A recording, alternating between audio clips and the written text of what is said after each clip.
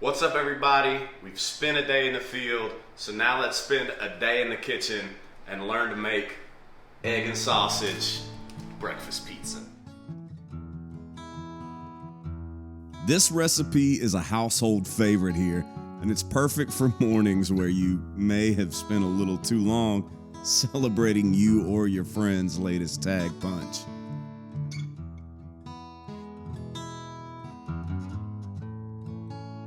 It's also a good place to start because pork is easily accessible, whether you shoot it or buy it. And lucky for me and you, we've got the whole family here to make it for you. All right. Oh, sorry. No, what? Why are you sorry? I don't know. I was just gonna say I'll cheers the people because I didn't know what we were doing. You can edit all of this. It's not a big deal. We're trying to film and do a fantasy draft and make dinner, and We're doing it all. We can have it all. I already have it all. Have you?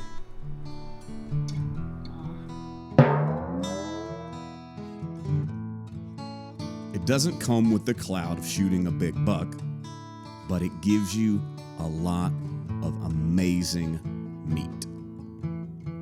We'll get into the hows of hunting hogs later in the season, but for now, let's go ahead and see the result of a successful hunt. Careful though, it might be hot. So the first big step in creating our breakfast pizza is just going to be browning our wild pig sausage, just like you would brown any meat. Get your pan hot and get ready. Don't worry about oiling the pan on this one. Just heat the pan and go. Once you're done browning, go ahead and drain the sausage. This will help keep pizza crust crispy. Taking over. So this is actually a recipe that my wife, Lena, has somewhat perfected. So on the pizza side of things, she's kind of got the reins here. All right, so let's deal with the crust here. We don't have a pizza stone, so we use a baking sheet covered in foil with a very light covering of oil. All right, so we just go with the Publix store-bought dough because it's actually really, really good. And if you're hungry, why make more work for yourself when there's something that's good that's already there? Here we are. It is very sticky. We have had it out. I'm gonna try and get some of the bubbles out here. It's farting all over the place. Then you wanna work with it, kind of kneading it out. Just kind of knead it. Remember, if you knead on a bare countertop, make sure to dust the counter with flour first. This keeps the dough from sticking to it. Don't want any sugar in there. This isn't any kind of tried or true way. Do what your instincts are telling you to do and make it work. Once you're finished kneading, roll the dough out flat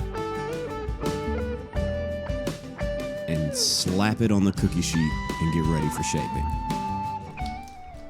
If you want, you can make a little crust. I'll make it on half just so we can see how it turns out. So next step is you're going to use an Alfredo sauce. Sauce the crust to your liking. We use about 8 to 10 ounces or a little over half the jar. Obviously, you can make all this from scratch, but again, if you've got stuff that's easy, take the stuff you know is good. Scramble 3 to 4 eggs and leave them a little runny as they will continue to cook more in the oven with the pizza. After that, shred your cheese and then alternate layering cheese, egg, cheese, sausage, cheese. Did I mention cheese? Woo! Never have enough cheese. We use cheddar, mozzarella, and provolone, but again, this is all up to your preference. Now this is one you're just going to want to watch pretty consistently the whole way through, but it should be somewhere around 18 minutes at 400 degrees. All that's left now is to pop it in the oven and wait.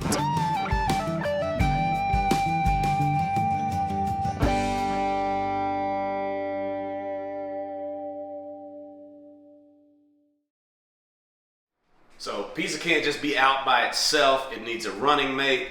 And so we're gonna make some bruschetta or bruschetta. I know that's how you're supposed to say it, but I'm from Alabama and I live in Tennessee, so I feel really strange at a restaurant ordering bruschetta when you talk like this. Despite the difficult name, it's actually pretty easy. Take a pint of diced tomatoes,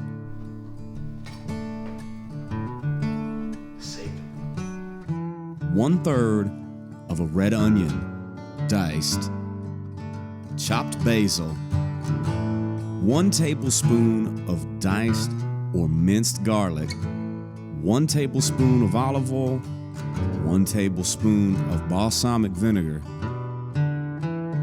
Mix it all up and finish with a pinch of salt, pepper, rosemary, and thyme. You're gonna want bread, not crackers, for this, so go find someone attractive and ask them to slice your bread. That's not slang for anything, it's just nice to have some help. And if they can do it in slow-mo, that's even better. This is dead to me. It's all about presentation, you know? Phone eats first.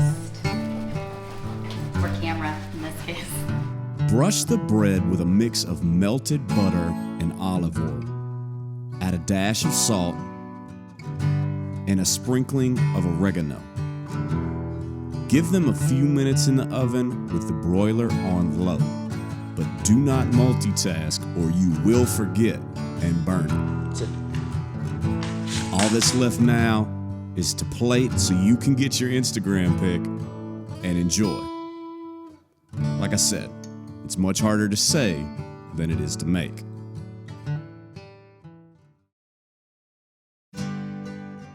Let's get back to the main event here. Once the crust is golden and the cheese hits its prime, melty goodness, take it out and admire your work.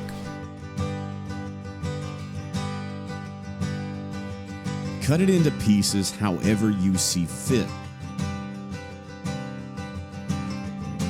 Be sure to let it cool. We've all burnt the roof of our mouth on pizza when we were too eager.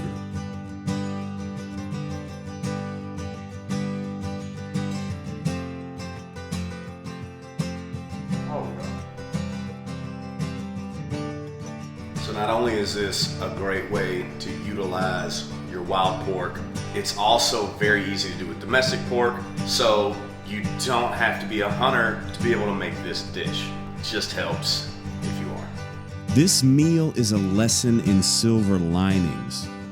Wild pigs are what scientists call deleterious non-natives. In normal talk, that means they ain't supposed to be here and they're starting to tear stuff up. I always break the fourth barrier, don't I? I'm sorry, we could do it again. These things aren't supposed to be here, and they cause problems for farmers and landowners wherever they roam. But what an amazing resource we have at our disposal. And look at what a beautiful and delicious thing that can be made out of a bad situation. It took me 20 minutes to be more confused. No,